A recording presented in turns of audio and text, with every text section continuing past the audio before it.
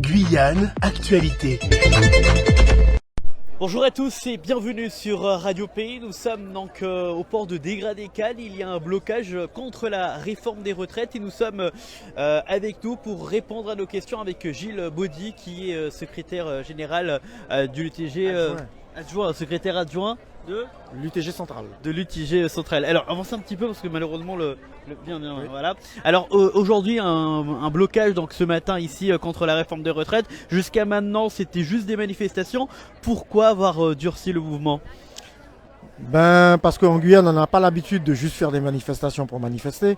À un certain moment, quand on voit que rien ne bouge, il faut passer au plus sérieux. D'accord. Donc aujourd'hui c'est déjà un peu plus sérieux, mais c'est encore convivial. Parce que comme vous voyez, là ça commence à se remplir, puisque l'appel a été fait que c'est une journée conviviale. Les réchauds à grillades vont arriver, on va passer une journée de mobilisation pour les retraites, mais quand même c'est encore assez convivial, on n'est pas encore dans le dur. Alors est-ce que vous pensez que bloquer par exemple le port de Degradé-Cannes pour une journée sera suffisant à se faire écouter? Il n'est pas dit que c'est une journée. Qui vous a dit une journée? On ne sait pas encore. Parce qu'à la base, c'était surtout le mardi 7 mars qui était retenu. Donc, reconductible, les préavis. D'accord, ok. Alors, est-ce que du coup, vous avez eu l'appel d'assez de personnes? Est-ce que vous sentez qu'il y a beaucoup de personnes qui soutiennent justement le mouvement ici en Guyane? En fin de compte, on avait constaté que beaucoup de personnes soutiennent le mouvement, mais ils voulaient qu'on bloque la circulation en fin de compte. Beaucoup voulaient prendre le prétexte que comme je suis bloqué, ils ont l'excuse, c'est pour ça que je ne viens pas au travail. C'est parce qu'on leur demande, il faut que la population comprenne que la loi sur les retraites va impacter tout le monde. Et dans l'avenir, du côté négatif. Donc ça veut dire que si on ne mobilise pas maintenant, il sera trop tard. Dans un an, dans 6 mois, il sera trop tard, c'est maintenant. Alors c'est une question que je pose assez régulièrement depuis le début de cette grève générale de la réforme des retraites, mais il est important de la poser parce que en France c'est vrai qu'il y a des millions de personnes qui manifestent. Ici on a quand même l'impression qu'il y a moins de personnes. Alors bien sûr c'est pas parce qu'on voit moins de personnes qu'il y a moins de soutien, mais on voit plus de personnes en France quand même défiler, qui sont dans la rue. Est-ce qu'il y a peut-être en Guyane, on a l'impression qu'on n'est pas touché, qu'on n'est pas concerné. Il n'y a pas ce sentiment? Il y a ce sentiment-là. Il faut savoir qu'en Guyane, il y a plus de 50% de la population sont des jeunes. Quand tu parles à un jeune de la retraite, il te dit mais de quoi tu lui parles? Et surtout les jeunes de maintenant, dans l'état où se trouve notre jeunesse en Guyane, ils te disent c'est même pas s'il va toucher 30 ans, tu parles de retraite. Donc c'est sûr que de ce côté-là, ils prennent pas conscience de la réalité des choses parce que la vie ça change. Aujourd'hui ils sont dans cette situation-là, mais demain, une fois qu'ils seront rentrés dans le circuit du travail, ils auront perdu 10 ans. Donc plus les 4 ans, les 2 ans qu'on veut ajouter encore, ça va leur faire arriver à quel âge à la retraite? Non, c'est maintenant. En fin de compte, on se bat pour eux parce que nous on a l'habitude du travail, la conscience du travail, donc il faut le faire. Alors justement, depuis quelle heure vous êtes là et jusqu'à quelle heure vous allez être ici donc ce matin donc au port de Degradé-Cannes? Alors moi je voudrais déjà commencer à remercier les camarades qui arrivent sur place, les gens qui arrivent parce que là il commence à avoir du monde. Vous savez, il y a du monde sous la tente, il y a du monde on va montrer tout ça un peu partout et nous sommes en train d'organiser la continuité pour que ça puisse durer. Donc, ça veut dire qu'aujourd'hui concrètement vous n'avez pas d'heure là Non. Il n'y a pas d'heure de fin.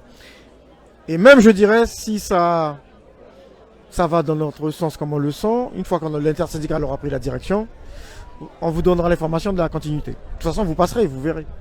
Alors pourquoi avoir bloqué ce matin le port? Quand on dit mettre un pays à l'arrêt, le secteur économique est un secteur important.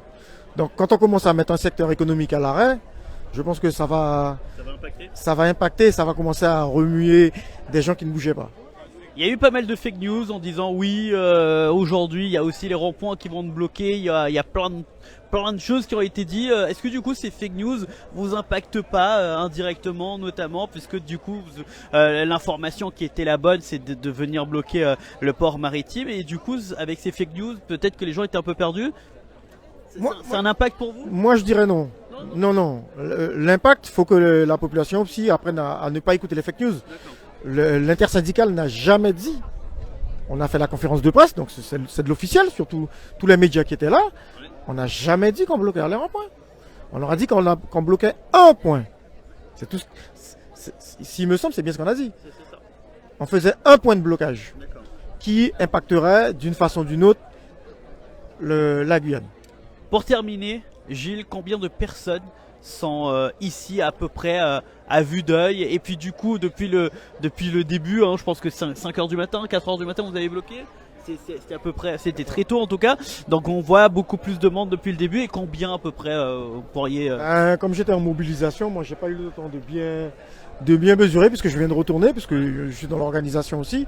Donc ici, il y a à vue d'œil, à vue d'œil, c'est difficile à dire. Ouais, ça fait un peu plus de 300 personnes à vue d'œil. Et les gens s'est éparpillé parce qu'il y en a encore de l'autre côté. Donc c'est juste le visuel que j'ai en faisant du 360 là. Ouais. Alors, c'est vrai qu'il y a beaucoup d'associations, il n'y a pas que... il y a beaucoup d'associations en tout cas qui se sentent concernées. On peut voir juste les banderoles, il y a plein d'associations qui sont solidaires. Donc on sent vraiment un mouvement solidaire. C'est tous les syndicats. Ouais, tous les syndicats, des associations qui sont... voilà. Donc franchement, on sent qu'il y a du monde derrière quoi. Oui, c'est ça. Si. Parce qu'en plus on a appris qu'il y avait une séparation, ils s'étaient allés devant le rectorat. Donc le rectorat, je pense qu'ils vont pas tenir toute la journée et ils vont remonter. Donc ça va encore gonfler les rangs. Merci beaucoup. Merci à vous. Donc voilà, vous l'avez entendu, on était donc avec Gilles Baudry qui nous parlait bien évidemment de ce blocage qui se fait ce matin. Alors un blocage apparemment qui n'aura pas de fin de date, c'est ce que nous disait Monsieur Baudry. Donc on verra bien évidemment ce qui va se passer. On va bien évidemment vous montrer un petit peu l'ampleur et puis les gens qui sont présents. Donc voilà, par exemple avec les différentes associations et syndicats qui sont présents. Donc voilà. Pour le moment, donc une journée, on le sait, c'était surtout pour bien montrer que que la Guyane est solidaire également donc à la France, qui à l'Hexagone, qui notamment manifeste aujourd'hui pour contre la réforme de cette retraite. On rappelle que cette réforme est actuellement en train d'être analysée à l'Assemblée nationale. On verra bien sûr ce qui va se passer, mais on vous montre bien évidemment l'ampleur ce matin, les personnes présentes et qui disent non à la réforme des retraites. Donc voilà, donc on est venu vous montrer tout cela. N'hésitez pas bien sûr à rester sur Radio Pays connecté pour savoir ce qui va se passer au fur et à mesure. On aura bien sûr plus d'informations au fur et à mesure donc des jours à venir. Merci en tout cas à tous de nous avoir suivis sur le direct sur ce Facebook Live en direct, donc je vous le rappelle, du port de Dégradé-Cannes. Merci à Yvon Suarez qui a tenu la caméra et on se retrouve très très vite sur Radio Pays. Outremernews.fr, le site de l'actualité Outre-mer, 24h sur 24 et 7 jours sur 7. Retrouvez la chaîne Outremer News sur YouTube.